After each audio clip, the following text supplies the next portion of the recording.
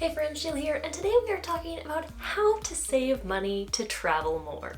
Or I guess technically you could use the money you save to do anything, but in my case, it's definitely going towards traveling. If you watched my last video, I talked about how a big dream for me is to spend a lot more of the next few years bike touring or traveling by bicycle. And although I believe bike touring is one of the, or possibly the most affordable way to travel, it isn't without its costs. So I thought today I would share 6 of the ways I've been saving up a good chunk of money to bike tour, so that if you are planning to travel more, hopefully some of the things that worked for me might work for you too. Okay, let's dig in. Number 1, and this is probably going to be one of the biggest cost savings for me, is I decided to move into a cheaper apartment.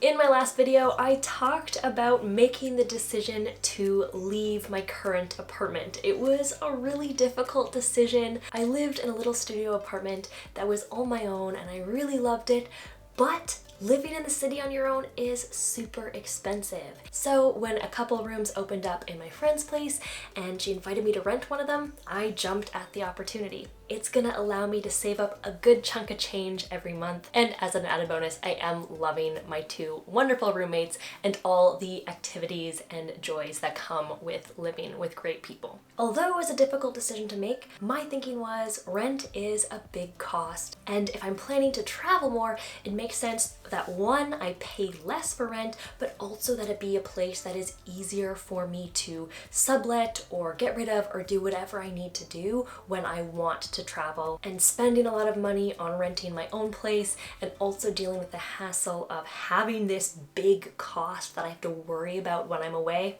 just didn't make sense, and I'm really excited to be saving the money and to be living with the lovely people I get to live with now. Number 2, and this is another big savings for me, is selling stuff I don't need. This was another hard one for me. I get attached to stuff, I really do. And just like it was hard for me to get rid of my apartment, it was also hard for me to get rid of my stuff. But I came to terms with the fact that I had so much stuff I just wasn't using or just didn't need. And I could be using that money for bike touring instead. So I went through all of my closets and cupboards and under the bed and every nook and cranny and started selling things. I sold stuff from old hobbies that I never really got into. I sold clothes and accessories I wasn't wearing or didn't need extras of. I sold home decor that I didn't need or that I wasn't really enjoying. And I sold a whole bunch of stuff from the backs of my closets that I didn't even know was there. As I sold each of these things, I put the money into this little envelope. And at this point, I have made $835 off stuff that I was never gonna use anyway. And I still have a bunch more that I am preparing to sell as well. And if you're somebody like me that gets emotionally attached to stuff, I try to remember that I'm not using that thing and it could be really serving someone else. When I was selling some of my stuff, some of it would have been sitting in the back of my closet unused for years, and I sold it to somebody that said, "Oh my gosh, I've been looking for this everywhere. I'm so happy." So you can make somebody's day and make some money for traveling for you. Plus, the less stuff you have, the easier it is to travel, the less stuff you have to worry about at home.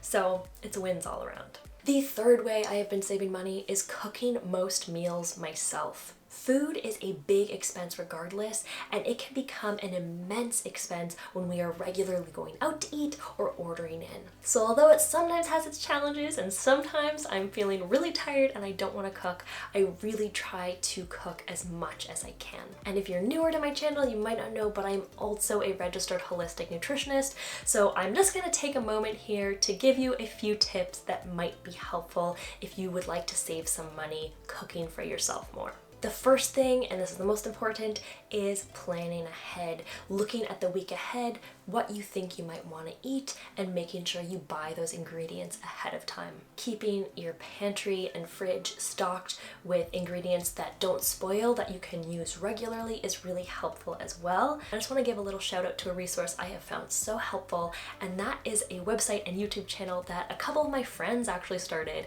and it's called Tasty Thrifty Timely, and I will link to it below. below. They share plant-based, easy, affordable recipes, and they also have this whole pantry guide so you can kind of collect some of those ingredients you use regularly so you always have them on hand. And once you have those basics, for a lot of the recipes, you only need a couple fresh ingredients to add, but it really makes shopping and cooking a whole lot easier. So definitely check out their website if you need some inspiration and recipes. And if you're new to cooking, start small. Rather than going for recipes that have a whole bunch of new spices or sauces that you need to find and track down and use for the first time, try to keep things simple, and you can always expand your horizons from there. Another really helpful thing is to be mindful of waste. We can end up losing a lot of money on things spoiling on us. So keep an eye on those fruits and veggies. If I notice that they're starting to look a little tired, I will just freeze them. So for something like onions or carrots or celery, I will peel if necessary, chop, put them in a bag, toss them in the freezer, and then I can use them later on. And you can do it with a lot of different ingredients, so you're reducing the amount of things that spoil.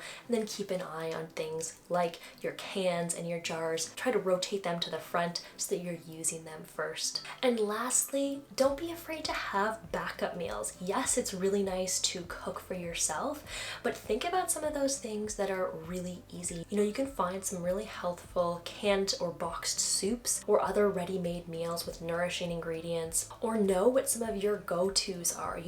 Maybe scrambled eggs or avocado on toast. Having those things that you can keep on hand so that when that little urge to order in strikes, you go, you know what, I have the ingredients, I can whip this together. So those are just a few tips to hopefully help you start cooking for yourself more.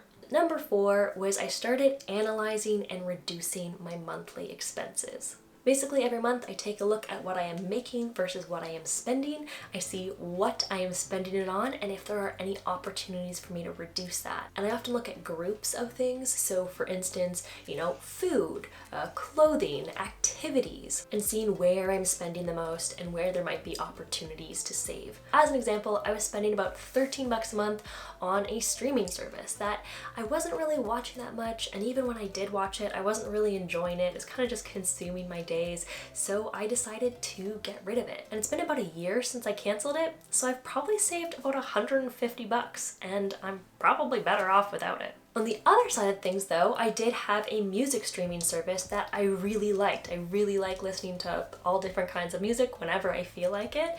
So that was something that I didn't want to get rid of, but I was actually able to join a family plan, and so I saved some money that way. Another savings for me was clothing shops.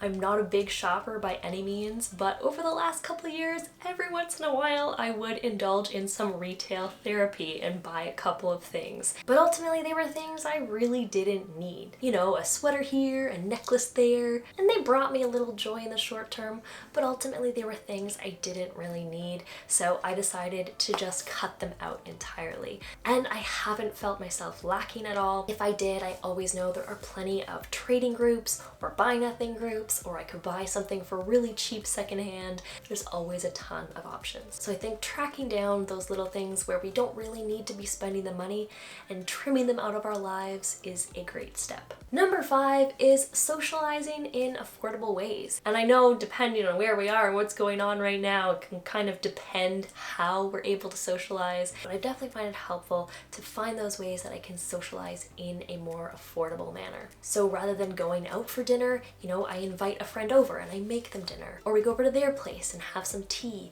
or we go for a walk, or finding a free activity like tobogganing, or I'm really terrible at skating, but if you enjoy skating, that's a free activity if you have skates, or you can usually rent them for pretty cheap. So finding those opportunities to save money and still really, of course, enjoy those experiences with our friends and family and loved ones, because that's what life's about. And at the end of the day, that fancy dinner or expensive activity, that's not what makes our time with our friends and family memorable. It's just that time in whatever way we can do it. And lastly, number 6, and this one can be applied to kind of any of the ones above, is using the costs of a bike tour as motivation. Because I think it's really important when we're trying to save money for a purpose to kind of keep that purpose in mind and to not feel like we're depriving ourselves or restricting ourselves of these things we want to do. It's more that we are trying to create that space and that room to do the things we want to do most. So I find it helpful to research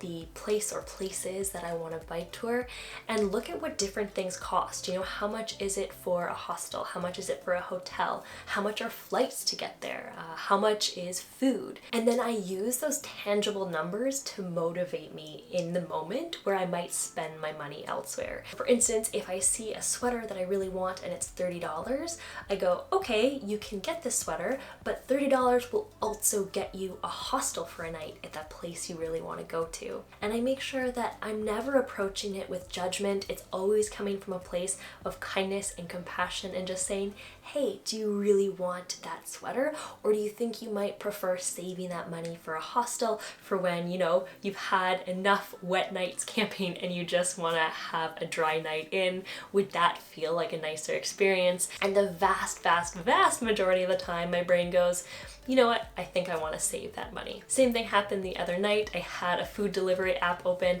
I'd had a long day and I was just like, you know what, I'm just gonna order food. And I sat there and I thought, okay, this is 25 bucks. That's probably a couple days food on the road. Do you think you could make something for dinner instead? And I scrounged things out of my fridge and pantry and I actually ended up making a really good dinner. And I saved the 25 bucks. So I just find this little strategy really helps with my motivation in those moments where, you know, I want to go back to old habits and use my money elsewhere. It's just a gentle check-in and a reminder that, hey, maybe you want to save this money for something else. So those are the 6 ways that I've been saving money to bike tour more, but I would love to hear from you. I know there are so many great money saving strategies out there, so definitely toss your favorites in the comments below so that we can all learn from each other and save up for all the adventures we want to go on. As always, thanks for being here. Have a good one.